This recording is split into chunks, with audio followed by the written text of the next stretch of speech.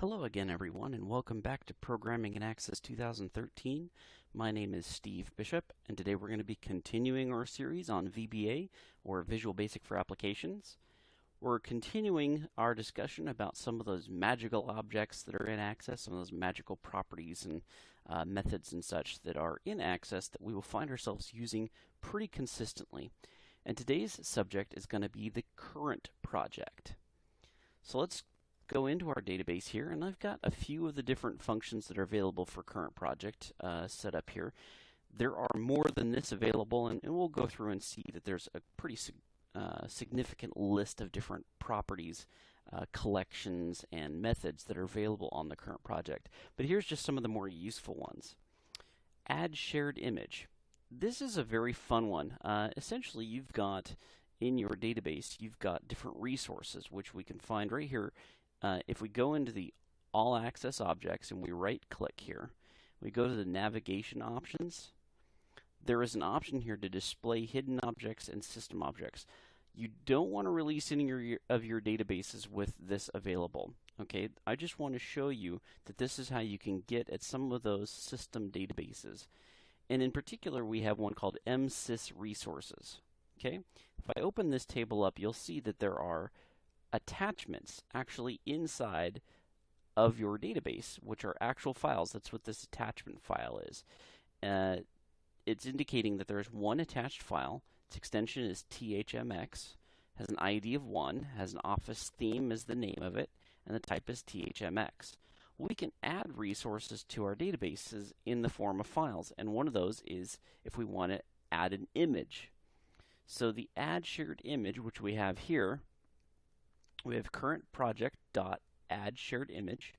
We give it an easy name that will be placed in this resources table, this name here, as well as we want to give it a path to where we can find that file. And I've got an image here in my test folder called good.jpg, which we're going to go ahead and add to our database. The next thing I've done is I have an image frame here that I'm going to go ahead and assign to the frame. The picture property is going to be good image, which is that name that we named our image in our resources.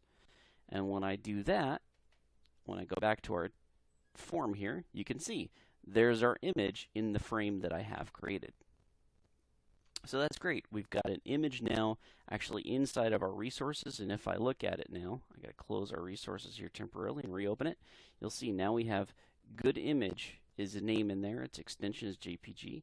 We have the actual file right here that we can double click and open and take a look at it inside the table, and that's the image that we have. So there's a lot of neat things that's going on there. We're kind of being able to just go ahead and throw an image in the resources for the database.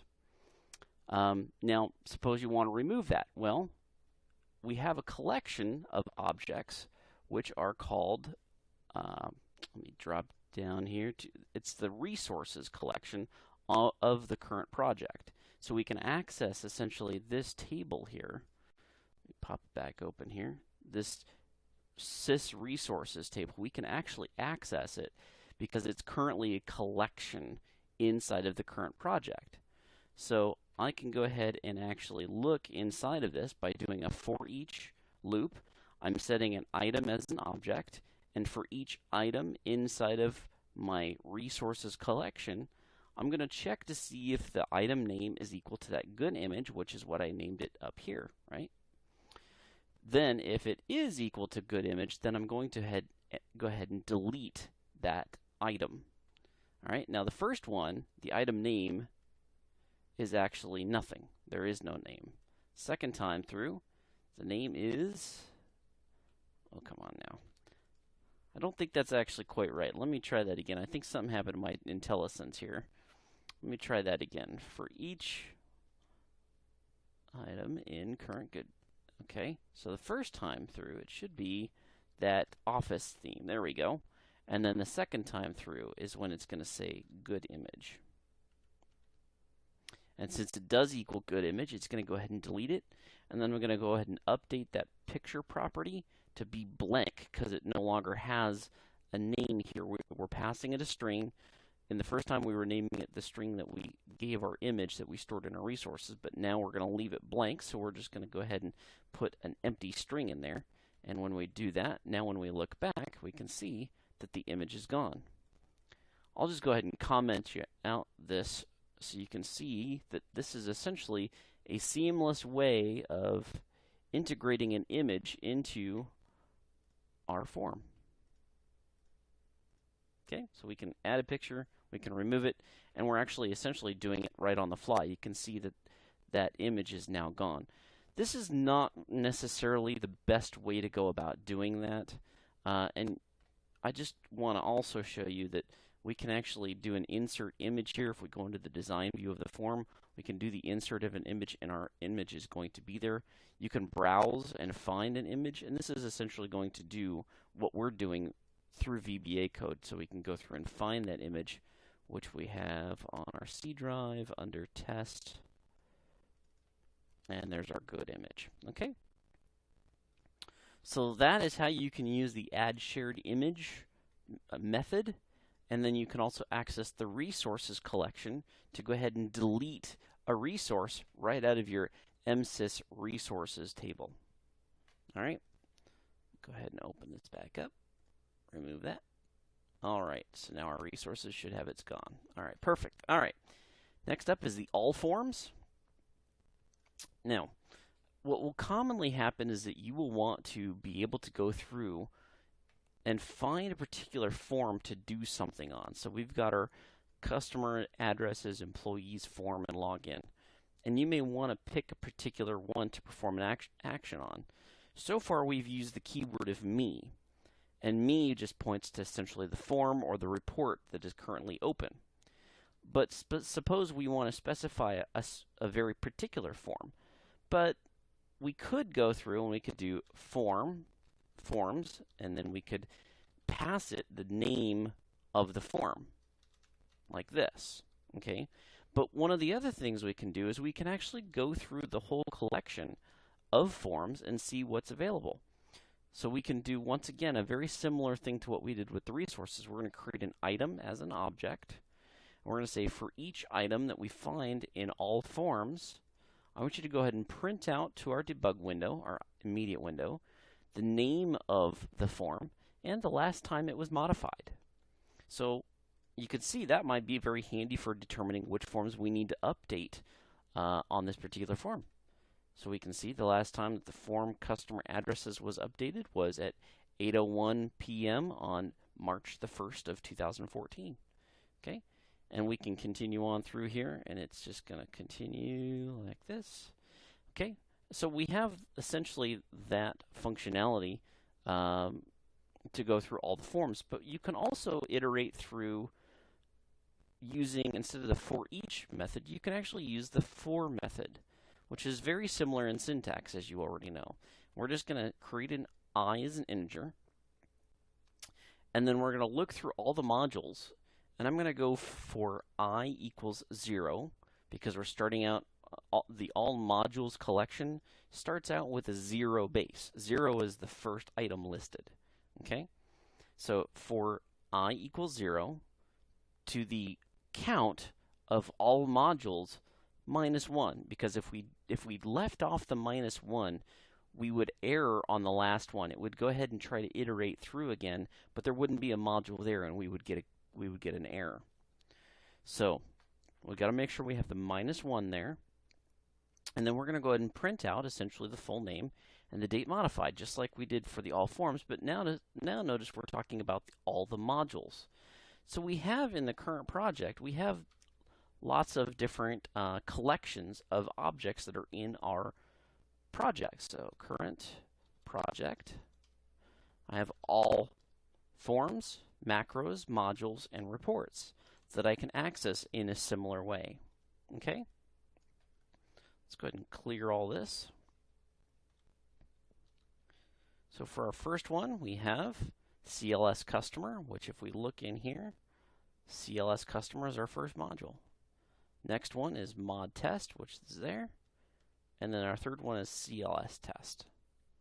Okay, there's no particular order. As a matter of fact, I think that they're ordered in the date that they were created is probably the most likely case. All right, so that's how you can iterate through different collections of both forms and modules, and you can also look at reports, and I believe macros was the other one. All right, next up, let's go ahead and take a look at the file format. A file format is going to tell us what the current project's file format is, which, as you know, there are different versions of Access. So if we look here, we get a return value of 12. Well, that's not very helpful, but that's because it's returning an enumeration of AC file format. And I have an article listed here that we can go to. Just go ahead and open up my Internet Explorer here and show you what the AC file format enumeration is.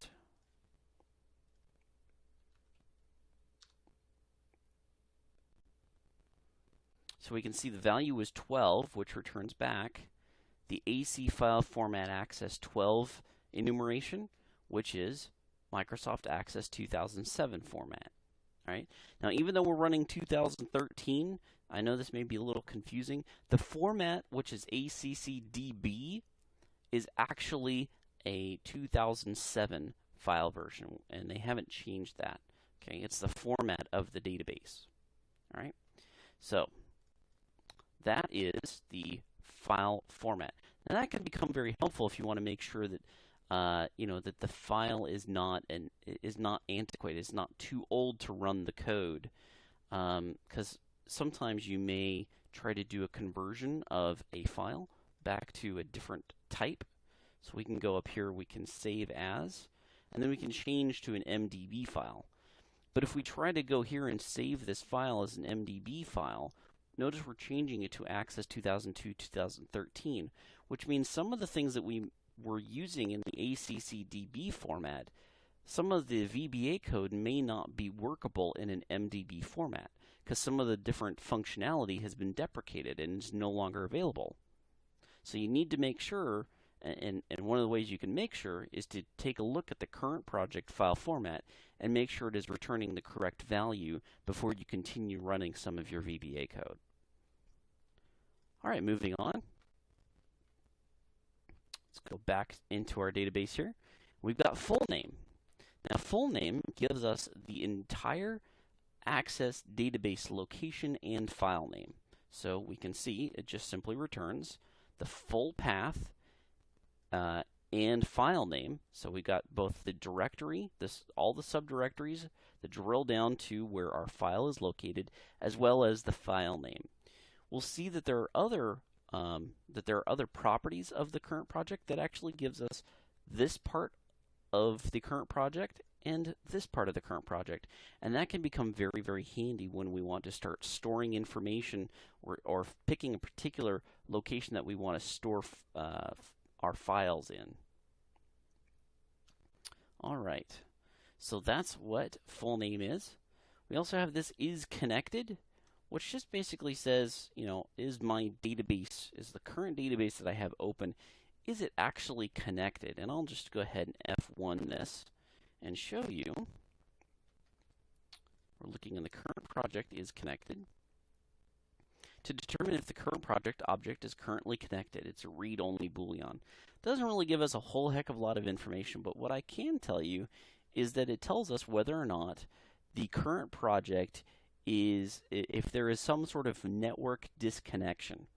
So if your database that you're currently working on exists somewhere on the network and you're having trouble or difficulty connecting to it, this can be kind of a quick little check to see, hey, am I currently able to connect to my data?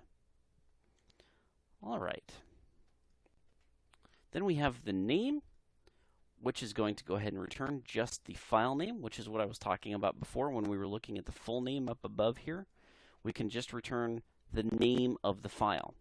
And this can become very handy, especially if you want to make a copy of the current database. So let's say, let's say we wanted to change something. Let's do output, do command, output, AC, output report, and it's report 1, and output format is AC format PDF, and output file. Now this is where we want to specify the location that we want to put this report file in, right? So what we can do is we can say, well, I want to put this in C:\test, but I want to give it the name of my current file. Let me see here. So CurrentProject name, and let's say I want to I need to change the extension here, don't I? Because I want to make it PDF. So I'm going to use the replace function to replace on here the extension .accdb with .pdf. I'll finish wrapping that up. Do I want to auto start it? No, I'm going to turn this to false for right now. So now what will happen is, hopefully I didn't fat finger anything, export our report here to the test folder. So let's look at what's in our test folder. And there's our Service Inc. PDF. So it has the name of the actual current project as the name of the PDF file. Isn't that cool? So that's how you determine what the file name is of the current file, of the current project. All right. The last one we're going to go ahead and look at is the path. And this one I use pretty regularly because a lot of times I need to look at where the current application is running at, and I want to make a subfolder underneath that. So let me go ahead and run it here. This is a similar example to what I just showed you before. We're going to go ahead and print it out to our window, and you'll see, well, let me go ahead and clear this out so that we can review this. You'll see that it is the full directory, but notice that we are missing that backward slash. So you need to make sure that you add it to whatever you're going to be naming it. Notice here we have the do command output to. I'm going to output that same report, but now I'm going to add it. I'm going to output it to the current path of wherever my project is, which happens to be here, and I'm going to output it as report.pdf. So we'll go ahead and continue on here. Once again, we output that report, but now if I look in my documents folder, which is where this location is here, we'll see that there's my report.pdf file that I just stored. Now that becomes very, very handy when you need to create a series of subfolders underneath the location of wherever your current project is. So, if I wanted to make a PDFs folder, I couldn't really do it here. I actually have to do something that looks like this. And I'm getting a little ahead here, but we'll dim FSO as file system object. Well, you know what? I got to do it as an object first. Then I got to set my FSO equal to create object scripting. Oops. File system object. And then I can do FSO create folder. And then here is where I would do current project.path. And I need to do \PDFs. / is fine here. And close that up. And actually I don't need parentheses around that. All right, let me comment this out here so that this runs properly. And we'll see, as long as I mentally got everything right here, create myself a folder, and now I should have a PDF folder. See? So it's very handy because now I have a subfolder underneath where my Service Inc. application is running. I have a subfolder running underneath that. And that will become very handy for when you want to organize and put files inside of there. So now I can do something along these lines here. Go ahead and comment that out. Yes. Now my PDFs file will go into this PDFs folder.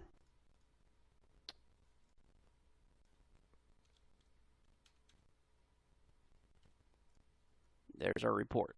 Okay, so clearly that's a very handy utility, a handy ability to go through and find out what the current path is of where your project is currently running, and then you can create subfolders underneath there and start storing your data inside of that.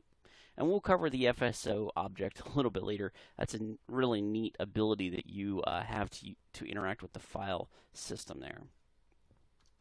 Just want to show you, just like before when we were talking about the do command, you can go current project like this, and you have all of the intelligence that will give you all of the different options of all the different properties, collections, methods, etc.